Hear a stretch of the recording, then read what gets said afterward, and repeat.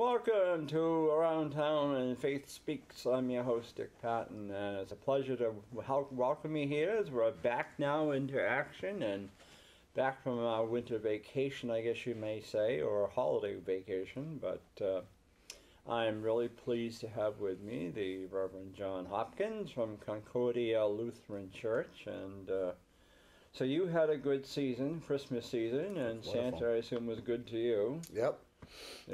I don't need much anymore, so. Oh, wow. Were you that secret Powerball winner that we're all dying to find out where they came from? Do not play the lottery. So You're I smart. did not win it. I hadn't bought a ticket for either Mega Millions or Powerball in so long. Yes. But then when they got up to be, was it 500 million or something, or whatever it was? Yeah. So I went and bought a ticket. What the heck? A couple of tickets, easy picks. And got nothing, not even a smell. This last weekend on Powerball, I did get one number, the Powerball number. I haven't took it into, I think you get something like $5 on it or something. Oh. I didn't really know that. I don't know. I never played. But, you know, it's like, you know, it's almost like it's too much. Like even Mega Millions, there was one person who got that out of Florida. Yeah. You know, it's like, isn't that a little bit much for one person? Couldn't they do something to kind of give more people a chance to win something of it? Or I don't know, maybe I shouldn't say it, but I don't know. It just seems like that's an awful lot of money for one person to have, but I suppose not. But I mean, I don't know. I just think that once it gets 100 million, they should be able to somehow divide it up more. Yeah, I don't play the lottery because I see it, it's my own personal protest. I see it as another tax on working people and poor people. Oh, yeah. It's another way for the government to take our money from us. So I choose not to do it. Well, for us, the Grange, which I belong to for many, many years, and I think we still have it on our books, is that it's illegal for us to gamble, as well as alcohol is considered, what was it called back those days? Not moonshine, but intoxicating liquor, I guess, or something like that. And we still have it on in our books, but yeah, but the state. What do you find on the highways on both 95 and 93? You got your liquor stores right there that sell both intoxicating liquor and Powerball tickets and all this whole window full of scratch tickets to pick from. Yeah. And, you know, it's just, I don't know. I'm not very lucky sometimes. Actually, most of the time, but anyhow. But you're better taking the money that you would spend on a lottery and giving it to somebody in need. Do that instead. Yeah, there you go. We did. We helped out quite a few kids at Christmas, I know, with Operation Santa Claus, and Friends of Forgotten Children, and hopefully they appreciate what they got. And we've already been, the wife's already been out shopping. 2 days after Christmas, she and her sisters went out to some of the big stores and took advantage of the sales for kids for next winter again. So great. Get started on it. But great. Well, it's just interesting how they can afford to knock those prices down and sell them, but yet a couple of days beforehand, no. Yeah. That's what gets me. I don't understand that. You know, if you can afford to do that now, why couldn't you do it beforehand? Yeah. Well, they're trying to make as much money as they can. Oh, yes. Yeah. My father worked for Sears, and on days when there were sales, he used to have to go in early to mark everything up. So you put something on sale for 10%, but you mark it up 10% before you put it on sale. Oh, really? Yeah. Oh, isn't that interesting? Yeah. And yet, that's how they make their money. And yet Sears and Kmart, of course, they're together now, but they're all going to be shutting stores down. It's like... Yeah, Sears is in real financial trouble, yeah. Yeah, well, I don't understand. Is it because of Amazon and all that, or what? Yeah, that's part of it. They if you read the material on it, they never change their business model to keep up with the times, and they're too tied to their brick and mortar stores. Put a lot of money and effort into that, and you know, nobody. If you go into a Sears, it's not a great place to go shop anymore. So No, I know. I think there's a lot of different problems with it, for sure. And pennies are just as bad. They're hurting bad. In my house growing up, you weren't allowed to say the word JCPenney. That was a swear word. So Why? because my dad worked at Sears. Oh, that's right. Oh, yes. I can see that. Yeah, that's for sure. Yep. So now we've had Epiphany. We're supposedly in the season of Epiphany, which I really, I'm trying to figure this all out in the last few months, and I figured it out finally that they all didn't arrive on Christmas Eve like you and I talked about. Yep. That the three wise men actually came 1 or 2 years after he was born, supposedly, right? Mm-hmm. Well, it doesn't give a timetable in the the Gospel of Matthew, but it does. It just says that when they arrived, they showed up at the house. Yes, that was the key word. Yeah. So you're left to guess that it was after the time of Christmas Eve. Yeah. But so he was still a baby, right? Yeah. Yes. He wasn't a 5-year-old or 6-year-old. Correct. Yeah, still a baby. Yeah. Absolutely. All right. So he's probably 1 or 2, 3 years old. 1 or 2 or 3. Yeah. I guess it could have been 13 days later, just like we celebrate now. That's a possibility because it doesn't. To my recollection, there's no time frame in the Gospel as to exactly when that happened, but it was after the night that he was born. So. Well, then how in the world did they get the stable the way we know it today as because supposedly it was a cave. Yeah. But yet we have this wooden stable with the extensions or whatever as a place where he was born in. Mm-hmm. Well, I would say our imaginations, our thinking, are placing Jesus into scenes and understand and places that we can understand. So I don't think that's bad. It's just how we can interpret that particular story for us that makes the most sense. So, and you can't put a cave on your mantle. It looks better. No, that's looks better with a crash. So yeah, it does. I think it has the same. I think it has the same effect, right? A barn in our time has conjures up the same imagery as does a manger and that kind of thing in that time. So I think it's okay for my money. It's all right. I mean, I've seen some beautiful crushes. Oh yeah, very beautiful. Yeah. We went up to La Salette between Christmas and New Year's. We took a ride up with my sister-in-law and brother-in-law. They'd never been up there, or he had never been up there. She had been. And of course, it was so blasted cold that I didn't get out of the car. I sat in there, but they walked into some of the buildings. There was the one that has all those crushes in there and stuff. And I've never been up there. You've never been up there? No, never seen it. No. Oh my goodness! I'll have to check it out. The lights, the lights are shut off now. But during the Christmas season, it's from Thanksgiving to New Year's, up to New Year's Eve. It's lit up, the whole hillside. You know, in Enfield where this is, right? No, I don't. I've never been. No. You've never been there? Never been there. No. Well, initially, this was built by the Shakers. Mm-hmm. There was a big Shaker colony in Enfield. Mm-hmm. And the Shaker buildings, some of them are still there. But when they closed up and relocated to Canterbury, the Enfield group were moved to Canterbury. I see. The La Salette order bought it out. And that became their mission, or their whatever they call it, or they would refer it as, and seminary or whatever up there. And all I know as a kid in the late 50s, my folks would ride up there every year, and my father with his 8mm camera would take ungodly pictures. And all you would see is just what he took. And of course there is a pathway that you walk up to the top of this hill where there's a cross up there, and Mary and Joseph and the baby are up there. But all through the hill you've got pictures of angels, crosses, stars, the whole bit. It's beautiful up there.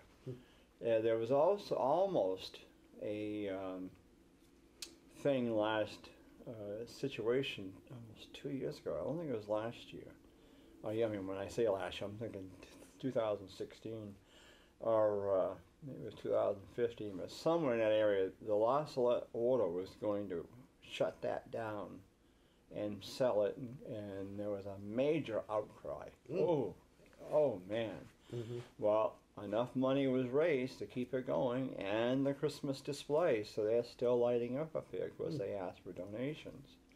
And there's a Father Pat or Father Anthony, I don't know, somebody like that, who does Christmas concerts up there throughout the season.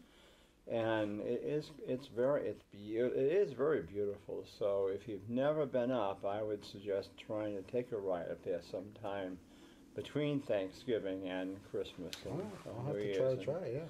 Yeah, I'm surprised that you've never heard of it. Never heard of it. Yeah, it's up there on, I don't think it's Route 4, maybe 4A, but you can go up up 89 and get off just before Lebanon into Enfield, or you can go up through Salisbury on Route 4 and over New London up that way and take 4A up in there. Okay. And that'll bring you right to it.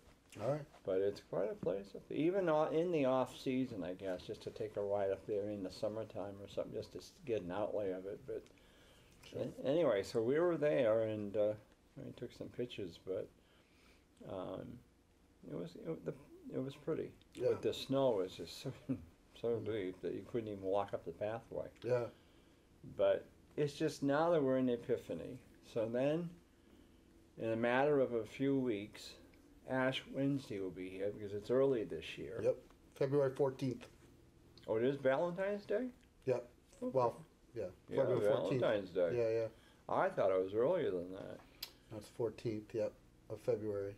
This is Ash Wednesday, yep. And Easter must be what? April 1st. It is April 1st. Yeah. That's right, April Fool's Day. That's right, because we're thinking of doing the Easter egg hunt here in Concord again. And we were talking. I said, well, we got to be watching out, because the way this weather's going, we could be hitting a lot of snow then. Sure. I mean, who knows? Yeah, Could be green grass, or could be mud over there in the park. But I said, just remember, we could be hitting wet winter weather still. But yeah, Ash Wednesday. Now, are you going to be down at the State House Plaza like they've been doing on Main Street, giving ashes out? The last 3 or 4 years I've been with my Episcopal colleagues. Usually the bishop of the Episcopal Church in New Hampshire is there, Rob Hirschfeld, and Jason Wells, who's now the director of New Hampshire Council of Churches, and Kate from St. Paul's, Pastor Kate from St. Paul's. Yeah, so the Anglican bishop's there too. Christian Tudor, not at this. I'm not there with him. I'm there with the other folks. Yeah. But yeah, we usually go down on Ash Wednesday for a couple hours and stand there and hand out ashes, called Ashes on the Go. Oh yeah, I got mine last year on the go. Mostly for people who are working and can't come to a service at nighttime. We have a service at our church that night, but usually, so not everybody can make it, so it's good.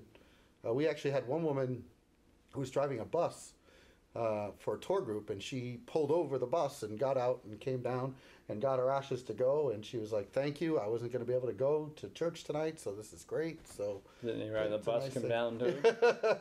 There was nobody on the bus at that. She was going to pick people up or something. Okay.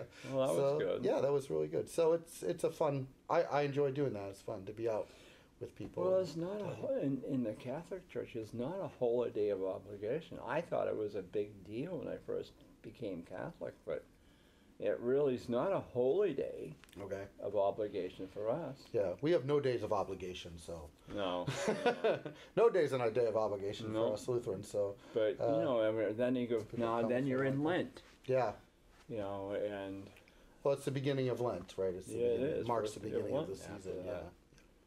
And, you know, I don't know about your Lent, but it must be the same as we do here, even in the congregational churches, I'm sure, because I see them, they have it listed first Sunday in Lent, second Sunday in Lent, and all that stuff. I watch them because Concord Monday used to have, I don't know if they alternate it, because St. Paul's used to have this nice write-up in there every Saturday or Saturday. Now they don't have anything. They have a very little, of course I know the paper charges a lot, but Well, now East Congo's got this big thing. Yeah. Oh. Well, there's two separate things in the paper. One is the community calendar, Yeah. and that's for free. Yeah. And you can put your service times in there. And then if you want, on top of that, you can pay for an ad to go in as well. So I know our church, we do both. We have the free one, but we also have a paid ad that we put in once a week for our services and that kind of thing. Well, it used to be that page was full. Yeah. Now it's... Well, churches probably have less money to spend on. Well, I mean, it is, and the ads are expensive. Yeah. No, I don't know about that, but yeah. They are. Yeah. That's why we can't do it with the parade sometimes and stuff, because it's awful.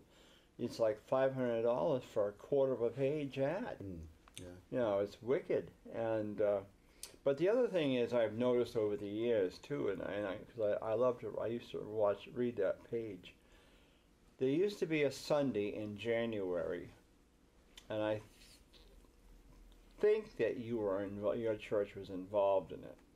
That it was called Pulpit Exchange, and the Congregational Church, I think Episcopal, Salvation Army, Methodist, were all their ministers would exchange pulpits for one Sunday.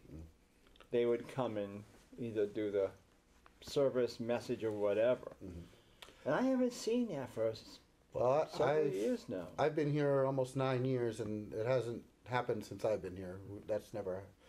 That hasn't been the case. I've had worship services with other churches, but never have we had a pulpit exchange. No. There's got to be Tom Jennings that used to be at First Congo. Do you remember him? No, that was before my time. I think it was Tom Jennings. He was at First Congo for years, and he was kind of one that spearheaded that. Okay. And then all of a sudden disappeared, and haven't heard no more about it. Yeah. It was always called the Pulpit Exchange. It was once a year in January, almost like that was that time of the year to take a week off or something. I don't know. And once in a while, even when the Catholic churches would take it, they would participate, and the minister would just come in and do the homily or the gospel or something. But that was it. And now I don't see anything about it. I asked somebody else about that, and they hadn't heard about it, or they had forgotten that we used to do that here. And I said, yeah, it was quite a thing. Because even, like I said, Salvation Army took part in it, because someone would go down, they would all, change around for one Sunday.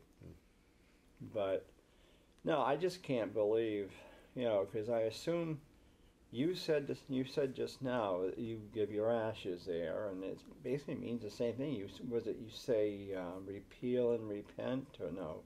No. Ashes. Remember that you are dust, and to dust you shall return. That's right. Okay, that's what it was. Yeah. It's the beginning of Lent, so it's a time to think about our relationship with God and our relationship to each other, and to think about the things in our lives that aren't so good, and ways that we can maybe fix them, and to ask for forgiveness, and I think it's also a time to think about humility and who we really are in relationship to God and to each other. So I've always really liked Lent. Some people see it as a bummer, or it's not that exciting, but I think it's a good time. It's a good time of really, spiritual reflection on where you're at and what you're doing, and I think all of us could use that in our lives, some quiet time to really think about our spiritual selves and where we're coming from and where we're going, and what God would have us do and what God calls us to do. So I always look forward to it. It's a little quieter of time in our church, and I think that's good. And so I always find Lent to be very, very, very rewarding spiritually, and that journey that you take makes Easter morning that much more beautiful and wonderful and glorious, because you've taken that journey of self-reflection and thinking about the world and yourself and your place in it and God and how God interacts with you in your life and how we need God in our lives because our life is complicated and messy and oftentimes not quite the way we would want it to be. So I'm looking forward to it. Do you think this year, though, I mean, I watched it over Christmas just to see what would happen, but with this mess that Trump has created, proclaiming Jerusalem as the capital now of Israel, do you think that this Easter is going to be more of a, I won't say a mess over there, but I mean, do you think it, I mean, also he's cut off aid now to the Palestinians, supposedly. But do you think that it's going to really cause problems now for those wanting to celebrate Lent or Easter over there? I mean, we got by Christmas, but I think the problems that are caused in Israel are not new. I don't think that Trump invented those problems. Certainly, I disagree with the diplomatic move that he decided to make, him and his administration. I wish he wouldn't have done that, and I wish that we could be more of an honest broker of peace. But I think that to say the problem in Israel has been injustices that have been perpetrated and violence that has escalated over time between two cultures that have been clashing, and one culture that both cultures claiming the land and not being able to see each other, not being able to talk to each other. So I don't think it's going to be any worse than it ever has been, quite frankly. Really? You don't think that's a major powder keg ready to... It's always been a major powder keg. I know, but it seems like now with them really, I mean, supposedly, from what I understood was that other U.S. presidents have threatened to do that, but just didn't do it. But yet he comes out and, hey, what the hell, I'm going to do it. So. Well, I think that I'm just not one to overreact. I don't think it was a good move. I would disagree with it. I wish he hadn't done it. But I don't think, I don't know if it's the end of the world. I don't know if it's going to make it any worse. I remember back in 2000, with the Y2K and everything. And, oh, yes. there was lots of Christians who were going to Israel for that time because I thought it was going to be the end of the world. And everybody was predicting that this was going to cause all sorts of problems and et cetera, et cetera. And it didn't cause any more problems than normal. So it's a very contentious part of our world that we live in, that little strip of land that we seem to keep fighting about over and over again. And someday, hopefully, maybe not till Jesus comes again, we'll find a way to have peace. Yeah, because Tel Aviv, I thought, was the capital of Israel, but now all of a sudden it's all centered around Jerusalem. Well, Jerusalem's a holy city for all three faiths, right? For Christians, for Jews, and for Muslims. We all have some particular love of that city because of the meaning and value that it has for our faith. So we have to find a way to live in a world where we can all claim the same holy city without anyone claiming it to be its own.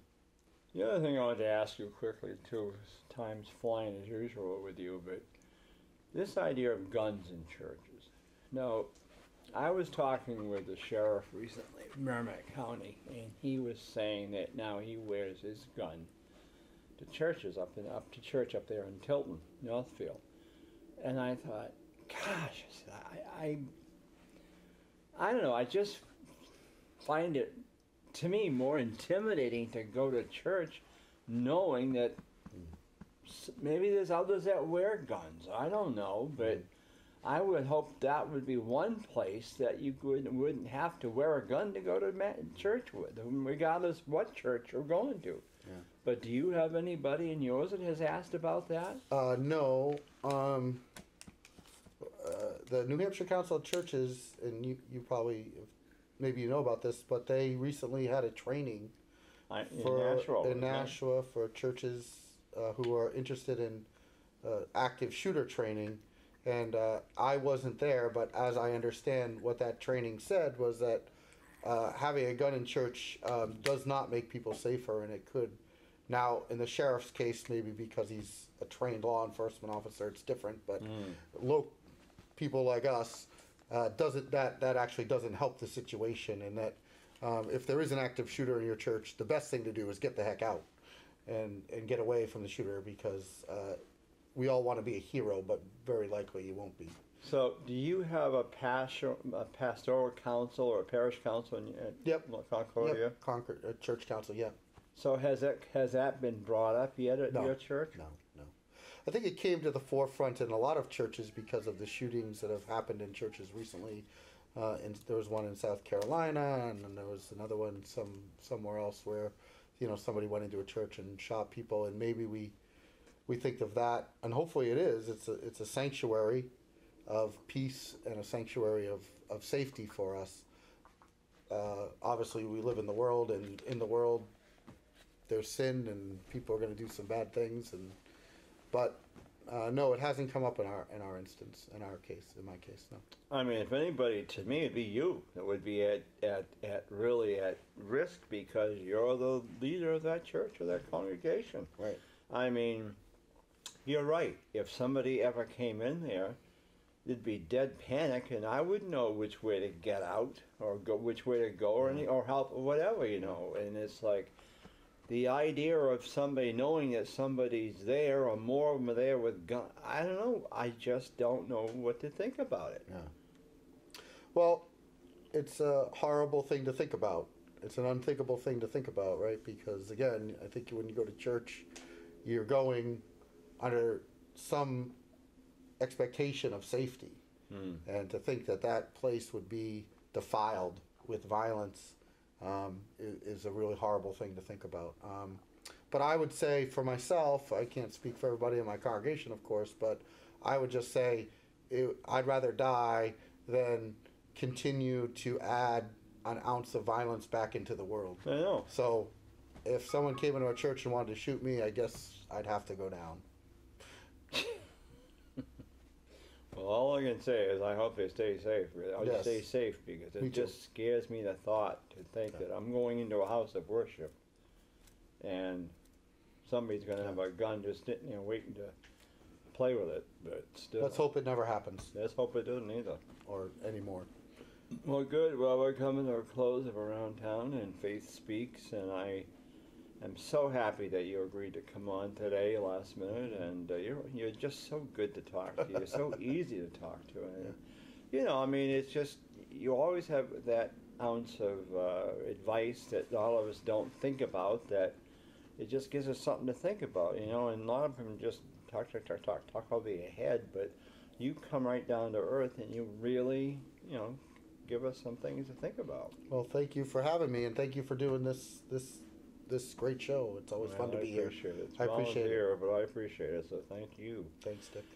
Well, on behalf of Reverend Jonathan Hopkins and Ian Marx, who's here, thank you for joining us on Faith Speaks and Around Town, and I look forward to talking with you soon. God bless you all, and have a safe and happy week.